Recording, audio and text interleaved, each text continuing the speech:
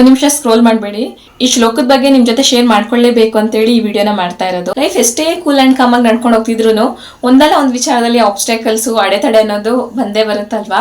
ಆ ಟೈಮಲ್ಲಿ ನಮ್ಗೆ ಏನ್ ಮಾಡ್ಬೇಕು ಅಂತಾನೆ ತೋಚಲ್ಲ. ನಾನು ಇವತ್ ನಿಮ್ಗೆ ಯಾವ ಶ್ಲೋಕದ ಬಗ್ಗೆ ಹೇಳ್ಕೊಡ್ತೀನಿ ಅಂತಂದ್ರೆ, ದೇವ್ರನ್ನ ಅವ್ನ ಮನ ಮುಟ್ಟುವಂತೆ ಕೇಳ್ಕೊಳ್ಳುವಂತಹ ಈ ಶ್ಲೋಕ ತುಂಬಾನೇ ಪವರ್ಫುಲ್ ಶ್ಲೋಕ ಅಂತ ಹೇಳ್ಬೋದು. ನಾನು ಈ ಶ್ಲೋಕನ ಕಲ್ತಾಗಿಂದನೂ ನನ್ನ ಎಷ್ಟೋ ಕಷ್ಟದ ಸನ್ನಿವೇಶಗಳಲ್ಲೆಲ್ಲ ನಾನು ಈ ಶ್ಲೋಕನ ಪ್ರಯೋಗ ಮಾಡಿದ್ದೀನಿ.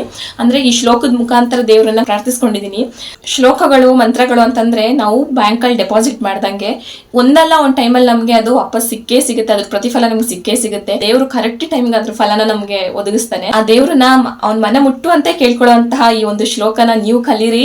ನಿಮ್ಮ ಕಷ್ಟದ ಸಂದರ್ಭದಲ್ಲಿ ಈ ಶ್ಲೋಕನ ಪಾರಾಯಣ ಮಾಡಿ ಆಮೇಲೆ ನಿಮ್ಗೆ ಇದರಿಂದ ಏನಾದ್ರು ಮ್ಯಾಜಿಕಲ್ ರಿಸಲ್ಟ್ ಸಿಕ್ತು ಅಂತಂದ್ರೆ ನನ್ ಕಮೆಂಟ್ ಮಾಡೋದ್ ಮಾತ್ರ ಮರಿಬೇಡಿ.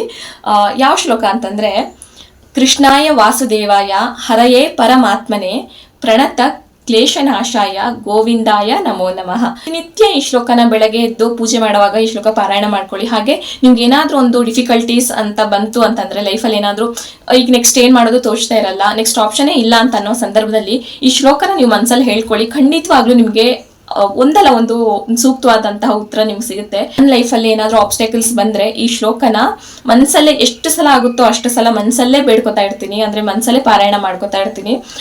ವಿದಿನ್ ಎಷ್ಟೋ ಸಲ ಒಂದು 5 ನಿಮಿಷದಲ್ಲೂ ನನಗೆ ಮಿರಾಕಲ್ ಆಗಿದೆ ಅಂತ ಹೇಳ್ಬೋದು. ಅಷ್ಟು ಪವರ್ಫುಲ್ ಶ್ಲೋಕ ಇದು. ಈ ಕಲಿಯುಗದಲ್ಲಿ ಆ ದೇವ್ರು ನಮ್ ಕಣ್ಣಿಗೆ ಕಾಣಿಸ್ದೇ ಇರ್ಬೋದು, ಬಟ್ ಆ ದೇವ್ರು ನಾನು ಇದೀನಿ ಅಂತೇಳಿ ಪಕ್ಕ ತೋರಿಸ್ತಾನೆ. ಇವತ್ತೇ ಕಲ್ತ್ಕೊಳ್ಳಿ ಈ ಶ್ಲೋಕನ, ನಾಳೆ ಕಲ್ತ್ರಾಯ್ತು ಅಂತ ಮುಂದೂಡಬೇಡಿ. ನಿಮ್ಗೆ ಬೆಸ್ಟ್ ರೂಟ್ ಆ ಭಗವಂತನೇ ತೋರಿಸ್ತಾನೆ ಅಂತ ಹೇಳ್ತೀನಿ.